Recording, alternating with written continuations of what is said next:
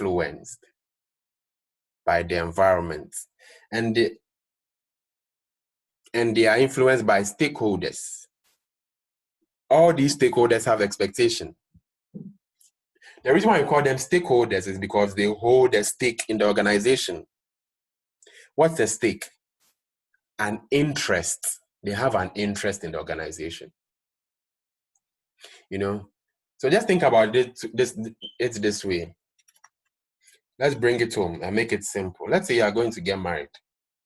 And when you are going to get married, you have, who will be the stakeholders? The families involved, the parents involved, are stakeholders. They have an interest in the marriage. Not only the couple, but the family as well have an interest in the marriage. I think even the children, if they are children, they'll have an interest in the marriage. So stakeholders are individuals or groups that have an interest in what's in the strategy of the organization. That's why they are called holders of stake. They hold an interest in the organization. And these stakeholders have expectations. They have expectations. Just like your parents have. When your parents take you to school, they are stakeholders. They are looking for you to succeed. They are looking for you to do well. They are really looking for you to get to the top. So they have an interest. There are different kinds of stakeholders of an organization. We can't mention, there are lots of them. So I pinpointed a few. So shareholders. What are shareholders? What are they expecting? What are the expectations? The expectation is that the company or the organization would make profits, and that their share prices will increase. When their share prices increase, they are shareholders, make money. So those are stakeholder expectations for shareholders. What about directors? Directors are also looking to, to advance. They are looking for their own personal advancement. And they're also looking for bonuses, because sometimes director bonuses are tied to profits. So they are also looking for bonuses. What about suppliers? Suppliers are also looking, they are expecting that organizations will pay them back for maybe the goods they got from them. So they are looking at the credit worthiness of the organization. How are they able to pay back, the things they go on credit?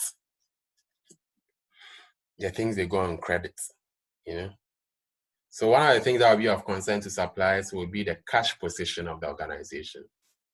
The cash position or the liquidity position of the organization. Very, very important. Then you also have customers. Customers are more into, they are looking for value, products that offer value. Products that offer value and are priced reasonably. So these are customers. Employees are looking at job security. They are hoping that the organization would be around for a while so that they can keep their jobs. So everyone has their interests. Everyone has their stake in the organization. So employees, all they are thinking about is their job security. They are hoping that nothing goes wrong so that the organization, can continue to pay them. Then you also have government.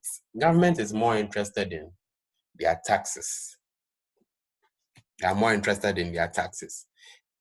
And, more interested basically in their taxes. So these are some of the stakeholders and their expectations. Then we also have internal, we have two types of stakeholders basically. We have the internal stakeholders versus the external stakeholders. We have the internal stakeholders versus the external stakeholders. Some of the stakeholders we mentioned, like the employee is an internal stakeholder. Government is an external stakeholder. The internal stakeholder, they exist within the organization. Directors are an example of an internal stakeholder. Then we also have external stakeholders, which are customers, suppliers, etc. All these groups of people have interests. They have interests in the organization. Any questions so far?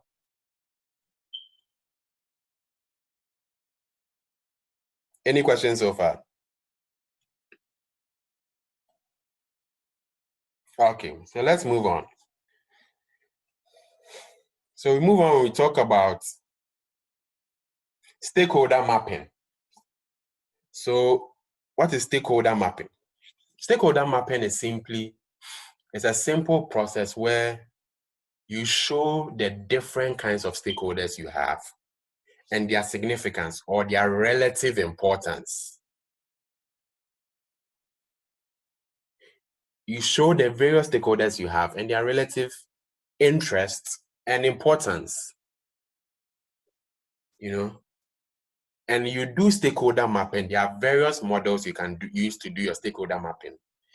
A guy called Mendelov, he introduced what we call the power versus the interest matrix. The power versus the interest matrix. So he designed that model so that you can map your stakeholders and assess their significance. So number one, you have, in situations where you have a low power, low interest, according to the Mendelow's power interest matrix,